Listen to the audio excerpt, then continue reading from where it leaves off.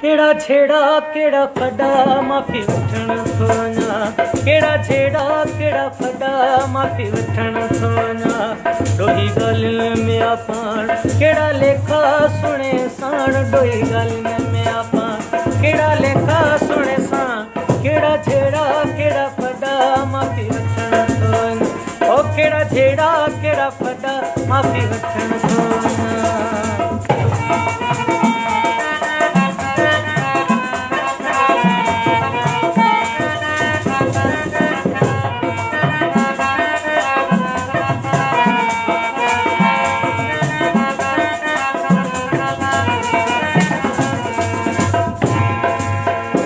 चंद्र सां चकोर जो जीअं चाह आहेला मुंहिंजो पिरीअ में तीअं साह वाहे।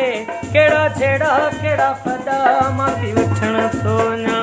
केड़ा छेड़ा केड़ा फड़ा माफी वठण थो वञा। डोही ॻाल्हियुनि में आपां केड़ा छेड़ा सुणे साण। डोही ॻाल्हियुनि में आपां केड़ा लेखा सुणे साण। केड़ा छेड़ा केड़ा फड़ा माफी वठण थो वञा।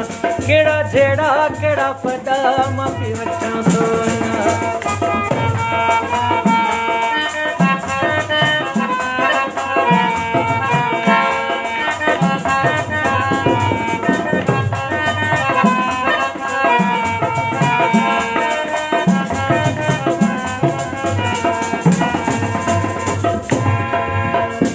कल शाम खां जीअं रुसी यार वियो वा अख न लॻी आ मूं रोई ॾिनो वा।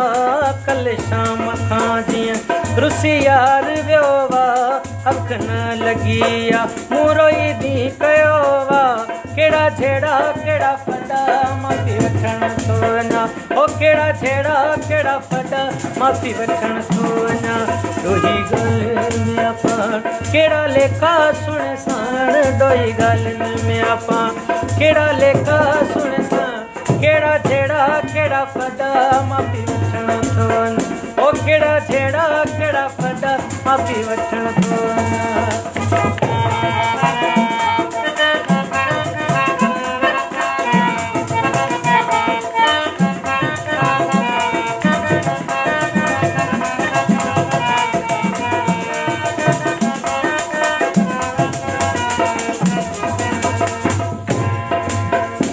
जावेद अलमाणी केड़ो सीनो साहिला सुणे जे अगियां कुछ भी त नाहे।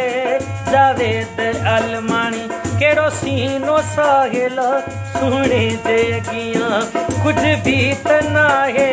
केड़ा छेड़ा केड़ा फड़ा माफी वठण थो वञा। ओ केड़ा छेड़ा केड़ा फड़ा माफी वठण थो वञा। डोही ॻाल्हि